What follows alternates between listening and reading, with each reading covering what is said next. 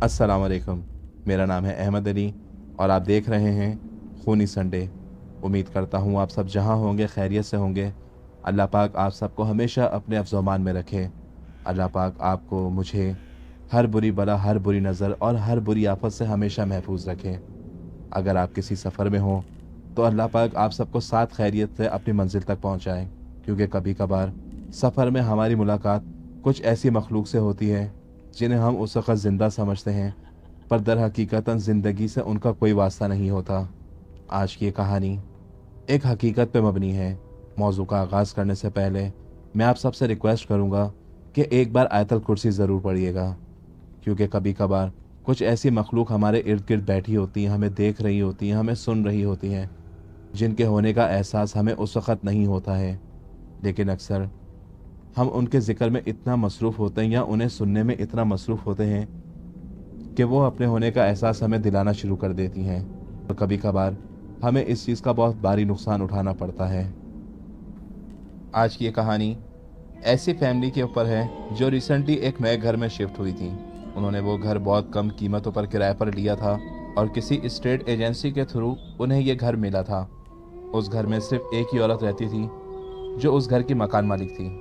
उसका कहना था कि उसका शौहर दुबई में जॉब करता है। आसपास उसका कोई ख़ानदान नहीं था। शहजाद को ये घर बहुत कम दामों पे मिल चुका था। शहजाद ने जब उस घर का दरवाज़ा खोला तो उसे पहली नज़र में महसूस हुआ कि ये घर पुराना है और कई सालों से बंद है। घर में काफ़ी अंधेरा था, और अंधेरा ऐसा कि जैसे उस घर की दीवारों तक में वो अंधेरा बस चुका हो। घर में घुसते साथ ही उसे एक अजीब सी ठंडक महसूस होने लगी। शहजाद ने अपनी बीवी नादिया को तसल्ली दी, बस हम कुछ अरसे के लिए ही इस घर में शिफ्ट हुए हैं। निदा उस घर से मुतमईन नहीं थी, लेकिन हालात से मजबूर होकर उसने भी खामोशी से सर हिलाया और कहा, ठीक है। नीचे का पोर्शन उन्हें दिया गया था और ऊपर के पोर्शन में मकान मालकिन अकेले रहती थी। उनकी मुलाकात उसी दिन उस औरत से हुई थी। उसका नाम रुखसाना था। बज़ाहिर दिखने में वो काफ़ी दुबली पतली और थोड़े छोटे कद की थी। उम्र ज़्यादा होने की वजह से वो थोड़ा झुककर चलती थी और उसकी आंखों के नीचे गहरे सिया थे, और चेहरे पे इतना पीलापन कि जैसे उसके जिस्म में कोई खून ही ना हो। दिखने में उसकी हालत काफ़ी ख़राब थी। उसने बड़ी धीमी आवाज़ में उससे कहा, मैं ऊपर वाले पोर्शन में रहती हूँ। मेरे हस्बैंड दुबई में होते हैं और मैं पीआईए में जॉब करती हूँ। लेकिन उसकी आवाज़ काफ़ी अजीब सी थी, काफ़ी ठहराव था उसके लहजे में, और बच्चों को उससे काफ़ी खौफ महसूस हो रहा था। उस वक़्त नादिया ने उससे मुस्कुराकर बात करने की कोशिश की, लेकिन उससे मुस्कुराया नहीं जा रहा था। तभी नादिया ने उससे पूछा, क्या आप यहाँ अकेली रहती हैं? तभी रुखसाना ने कुछ देर तक नादिया को देखा। नादिया को एक अजीब सी घबराहट महसूस होने लगी थी। तभी उसने कहा, अकेले रहने की आदत बन गई है, मुझे अब लोगों से कोई फ़र्क नहीं पड़ता है। उस दिन के बाद से नादिया को लगने लगा कि उस घर का सबसे भारी हिस्सा ऊपर का पोर्शन है। शुरू के कुछ दिन शहजाद काम में मसरूफ़ रहा। बच्चे स्कूल एडजस्ट हो चुके थे। नादिया घर सेट करने में लगी हुई थी। लेकिन एक चीज़ जो नादिया हर रोज़ नोट करती थी, ऊपर वाले घर की लाइट कभी ऑन नहीं होती थी। शाम को भी जब शहजाद वापस आता तो उस वक़्त भी गली में जलती हुई एक लाइट, जिससे ऊपर वाले घर में हल्की सी रोशनी हुआ करती थी। एक शाम जब नादिया घर पर शहजाद का इंतज़ार कर रही थी तो उस वक़्त उसने नोट किया कि इस वक़्त घड़ी में 7 बज रहे हैं। नॉर्मली इस टाइम लोग अपने घरों की लाइट ऑन कर लेते हैं, लेकिन ऊपर सिर्फ अंधेरा था। रात को जब शहजाद अपने घर वापस आया तो नादिया ने उसे बताया कि ऊपर हर वक्त अंधेरा रहता है। तभी शहजाद ने कहा, हो सकता है उन्हें अंधेरे में रहने की आदत हो। उस वक्त नादिया ने कुछ नहीं कहा, मगर उस रात जब वो सोई तो उसे ऐसा लगा कि जैसे कोई ऊपर से देख रहा है। जब रात को वो सो रही थी तो करीब 2:07 पर उसे ऐसा लग रहा था कि जैसे कोई उसके शहर में चल रहा है, और वो सीधा बैठ गई। उसका दिल जोर जोर से धड़कने लगा और तभी ऊपर से आवाजें आ रही थीं, जैसे कोई भारी कदमों से फर्श पे चल रहा हो। शहजाद गहरी नींद में था। नादिया ने उसे उठाने की काफी कोशिश की। शहजाद ने करवट बदल ली और पूछा क्या हुआ, लेकिन उस वक्त वही भारी कदमों की आवाज शहजाद को भी सुनाई दी और तभी शहजाद भी उठकर बैठ गया। तभी नादिया ने उससे कहा, ऐसा लग रहा है कि कोई भारी कदमों से ऊपर चल रहा है। उस वक्त दोनों खामोश होकर उस आवाज को सुने जा रहे थे। आवाज कुछ देर तक चली, फिर अचानक बंद हो गई। शहजाद ने गहरी सांस ली और कहा कि शायद ये हमारा वहम होगा, लेकिन उस हादसे ने निदा को काफी डरा दिया था और ये आवाज़ों का सिलसिला इसी तरह चलता रहा। लेकिन वक्त के साथ साथ वो आवाज़ें अब किसी कदमों की नहीं थीं।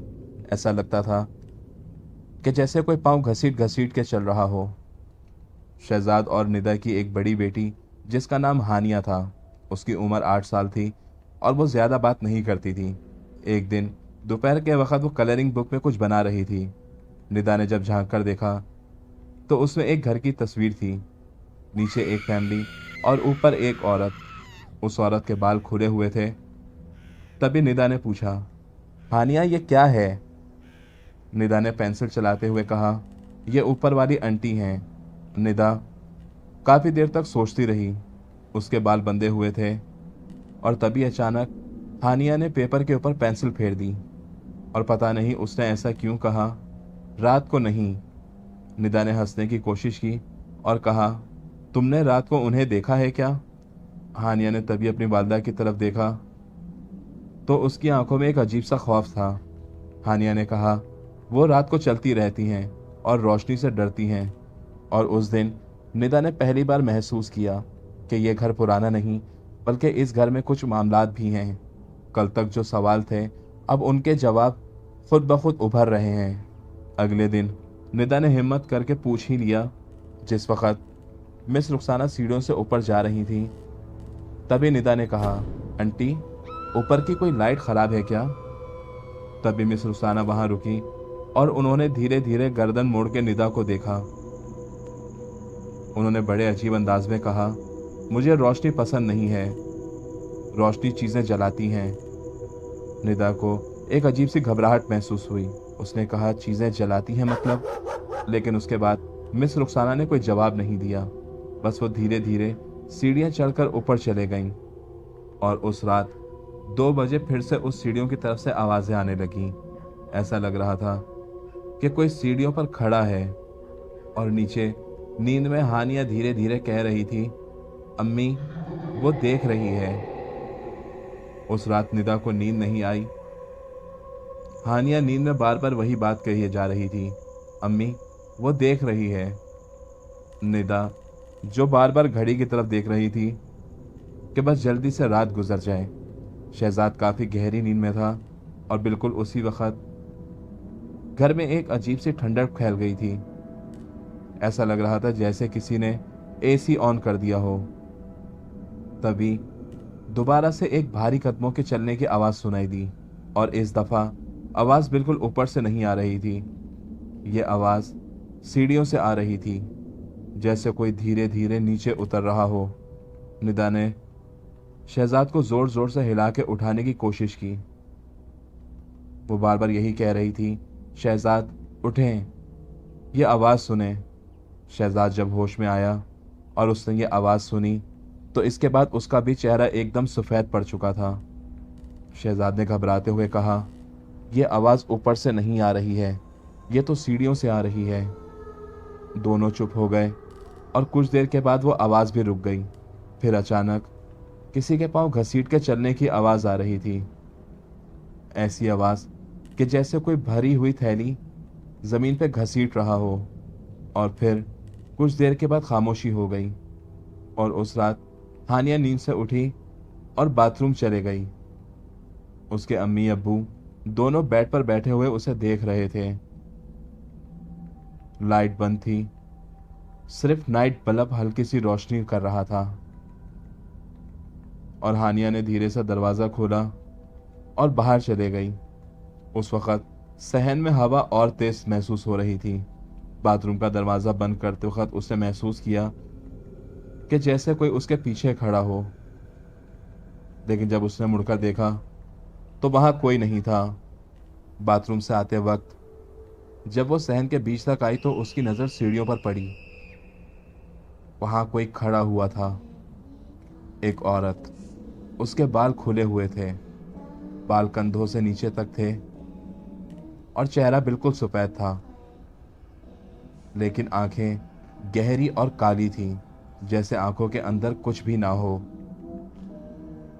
वो औरत सीढ़ियों के दरमियान में खड़ी हुई थी, जिसे ऊपर और नीचे दोनों के बीच की जगह कहते हैं। वो मुसलसल हानिया को देख रही थी, ना पलक झपक रही थी, ना सांस की आवाज आ रही थी। उसे देखकर हानिया एकदम वहां पे सुन्न हो गई थी। उसकी आवाज नहीं निकल रही थी और उसका गला एकदम बंद सा होने लगा था। औरत के होंठ धीरे धीरे हिलने लगे थे, लेकिन कोई आवाज नहीं आ रही थी। और तभी अचानक उस औरत ने अपना सर थोड़ा सा झुकाया, बिल्कुल ऐसे जैसे कोई टूटी हुई गर्दन हो। उसकी आंखें भी हानिया पर जमी हुई थी और फिर देखते ही देखते उस औरत के बाल जमीन को छूने लगे। वो औरत नीचे उतर रही थी बिना अपने पैरों को हिलाए, लेकिन तभी अचानक हानिया ने जोर से चीख मारी, और चीख ऐसी कि जैसे पूरा घर हिल गया हो। हानिया की चीख ने पूरे घर वालों को डरा दिया था। निदा और शहजाद एकदम से भागकर अपने बेड से उठे और कमरे की लाइट ऑन कर दी। दोनों सहन की तरफ भागे। हानिया जमीन पर बैठकर कांप रही थी, आंखें पीली पड़ चुकी थी और सांस उखड़ रही थी। बस वो घबराते हुए यही कह रही थी, वो सीढ़ियों पर है। शहजाद ने सीढ़ियों की तरफ देखा तो वहां कोई नहीं था, मगर अभी भी घर में काफी ठंडक महसूस हो रही थी। सीढ़ियों से गीली मिट्टी की बदबू आ रही थी, जैसे किसी ने यहाँ पे मिट्टी का ढेर डाला हुआ हो। निदा ने हानिया को सीने से लगाया और कहा, कुछ नहीं हुआ बेटा, वो तुम्हारा ख्वाब था। लेकिन निदा जानती थी कि यह ख्वाब नहीं था। उस रात के बाद हानिया बिल्कुल बदल चुकी थी। वो अकेले कहीं नहीं जाती थी, बाथरूम भी दरवाज़ा खोल के जाती थी। रात के वक्त लाइट बंद करने से डरती थी, और सबसे अजीब बात यह थी, वो ऊपर वाली सीढ़ियों को देखती तो डर के यही कहती थी, वो वहाँ खड़ी होती है। जब आप नहीं देख रहे होते हैं तो वहाँ किसी का चेहरा नजर आता है। निदा ने उससे पूछा, किसका चेहरा? उसने बस इतना ही कहा, रुखसाना आंटी का बदलता हुआ चेहरा। अगली सुबह जब निदा ने मिस रुखसाना की तरफ देखा तो वो उस वक्त सीढ़ियों से नीचे आ रही थी, लेकिन इस बार उसके चेहरे पर एक अजीब सी थकावट थी। निदा की नज़र उसकी गर्दन पर पड़ी। वहां लाल निशान थे, बिल्कुल ऐसे जैसे किसी ने रस्सी से बांधे हुए हो। निदा का दिल जोर जोर से धड़कने लगा। तभी उसने पूछा, आंटी आप ठीक हैं? रुखसाना ने धीमे से मुस्कुराने की कोशिश की, और पता नहीं उसने ऐसा क्यों कहा। बच्चे डर जाते हैं, इस वजह से मैं अपने गर्दन को हमेशा छुपा के रखती हूँ। निदा ने घबराते हुए कहा, आपको कैसे पता कि मैं आपके गर्दन के बारे में पूछ रही हूँ? तभी रुखसाना ने हानिया की तरफ देखा और कहा, हानिया बहुत प्यारी बच्ची है, बिल्कुल मेरी बेटी जैसी। निदा ने फौरन हानिया को अपने पीछे कर लिया, और तभी जब उसने रुखसाना की तरफ देखा तो उसकी आंखों में एक अजीब सी चमक थी, जिसे हम कोई याद कहें या कोई लालच। और तभी रुखसाना ने कहा, इसकी उम्र 8 साल है ना? यह सुनकर निदा की सांस जैसे अटक सी गई थी। और दूसरी तरफ शहजाद अब और बर्दाश्त नहीं कर पा रहा था चीज़ों को। उसने मोहल्ले के पुराने किराएदारों से बात करना शुरू की। एक बुजुर्ग आदमी जो करीब ही रहता था। जब शहजाद ने उनको सारी बात बताई तो उसने सर हिलाकर सिर्फ इतना ही कहा, तुम लोगों को वहां नहीं रहना चाहिए था। शहजाद का दिल जोर जोर से धड़कने लगा। उसने कहा, क्या मतलब? तभी बुजुर्ग आदमी ने धीमी आवाज में कहा, 10 साल पहले ऊपर वाले घर में एक औरत रहती थी। उसका नाम भी रुखसाना था और वो कोई नॉर्मल औरत नहीं थी। उसका कोई शौहर नहीं था। वो बस यही कहती थी कि उसका शौहर बाहर मुल्क में होता है, मगर वो सिर्फ झूठ कहती थी। एक रात उसने अपनी 8 साल की बेटी का गला घोट कर मार दिया था और फिर उसी सीढ़ियों के पास खुद को फांसी लगा ली थी। ये सुनकर शहजाद काफी कंफ्यूज हो चुका था कि ये कैसी अजीब बात कर रहा है। बुजुर्ग ने कहा, उस रात के बाद कोई भी वहां ज्यादा अरसा नहीं रह सका। औरत रात को चलती है और बच्ची को ढूंढती है। ये बात मैं नहीं कह रहा हूं, यहां हर कोई यही बात करता है। और तभी शहजाद को हानिया की चीख याद आ गई। उस रात शहजाद और निदा ने फैसला किया कि सच का सामना करना जरूरी है। रात के 1:55 हो रहे थे जब दोनों सीढ़ियों के पास खड़े हुए थे और उन्होंने जानबूझकर लाइट बंद कर रखी थी। 2 बजे हवा काफी ठंडी होने लगी थी और फिर ऊपर से आवाज आई जैसे कोई दोबारा भारी कदमों से चल रहा हो। इस बार आवाज रुक नहीं रही थी और ऐसा लग रहा था कि जैसे कोई धीमी आवाज में कुछ गुनगुना रहा हो या किसी बच्चे को लोरी सुना रहा हो। गौर करने पर वो आवाज कुछ ऐसी थी, सो जा मेरी बेटी, सो जा।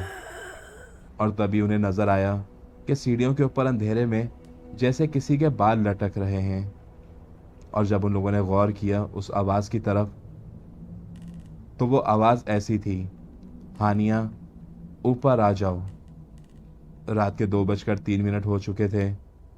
शहजाद ने घबराते हुए निदा से कहा, ये आवाज और उस वक्त शहजाद का लहजा काफी लर्जा हुआ था। ऊपर से लोरी की आवाज आ रही थी। वो आवाज अब धीरे धीरे उन्हें तेज सुनाई देने लगी थी कि जैसे कोई उन्हें वो आवाज सुनाने की कोशिश कर रहा हो। और अब वो यही कह रही थी, सो जाओ बेटी, माँ आ गई है।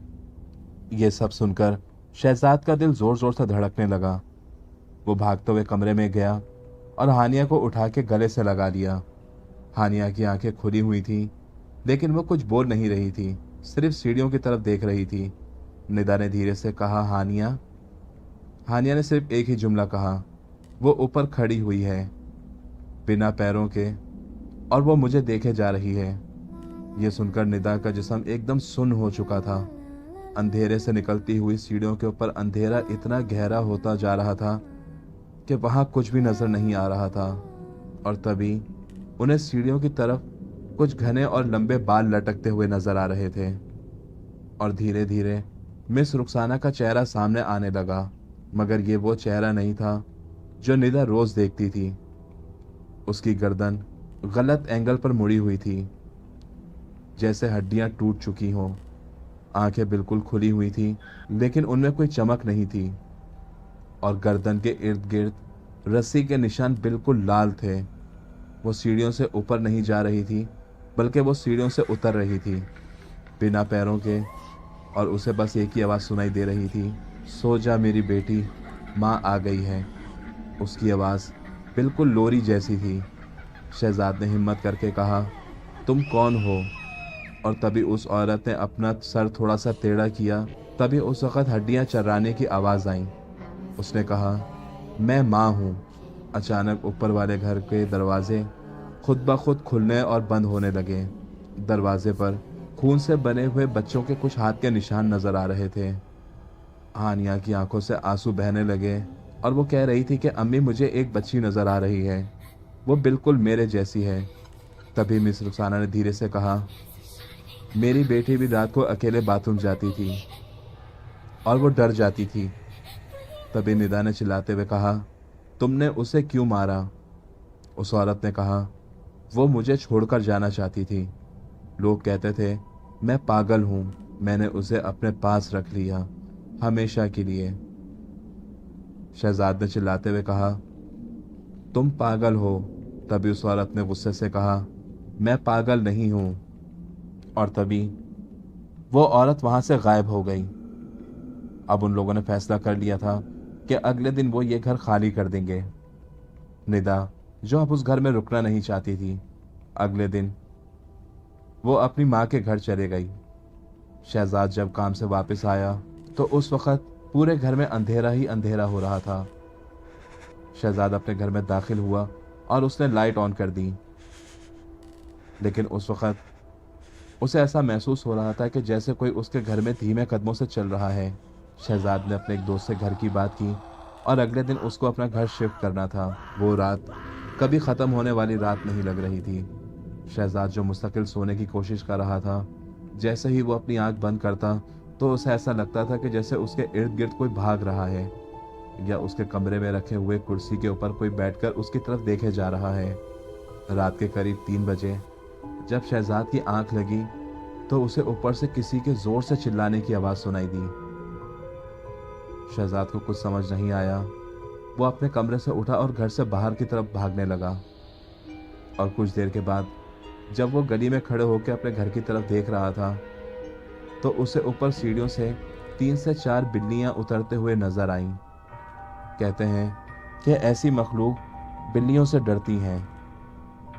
शहजाद पूरी रात गली के कोने वाले गार्ड के साथ बैठा रहा। सुबह होते ही वो उस घर में हिम्मत करके गया और फ़ोन उठा के अपने दोस्त को बुला लिया। जल्दी जल्दी उसने वो घर शिफ्ट कर लिया था और अपनी फैमिली को भी अपने घर वापस ले आया। लेकिन हानिया, जो आज भी उसी डर का शिकार है, उस घर को बंद हुए अभी भी कोई 8 से 9 साल हो चुके हैं, लेकिन वो घर आज भी एक खौफ की अलामत पेश करता है। अक्सर रात को इर्द गिर्द के लोगों को वहां से किसी के रोने की आवाज़ सुनाई देती है। देखा जाए तो कराची में आज भी ऐसे बहुत से घर मौजूद हैं जिनमें ना नज़र आने वाली मखलूक़ें बसती हैं। मेरी आप सबसे रिक्वेस्ट है कि अगर आपको कभी किसी ऐसे घर के बारे में मालूम हो कि इस घर में कुछ ऐसे असरात हैं और आपके साथ छोटे बच्चे हों, तो लिहाजा ऐसे घरों से गुरेज किया करें, क्योंकि ये चीज़ें सबसे पहले बच्चों को अपना निशाना बनाती हैं। उम्मीद करता हूँ आपको आज की ये कहानी पसंद आई होगी। मज़ीद ऐसे इंटरेस्टिंग स्टोरीज से जुड़े रहने के लिए हमारी वीडियो को लाइक और चैनल को सब्सक्राइब ज़रूर कीजिएगा। इंशाल्लाह आपसे जल्द मुलाकात होगी एक नई स्टोरी के साथ। तब तक के लिए अपना बहुत ख्याल रखिएगा। अल्लाह हाफ़िज़।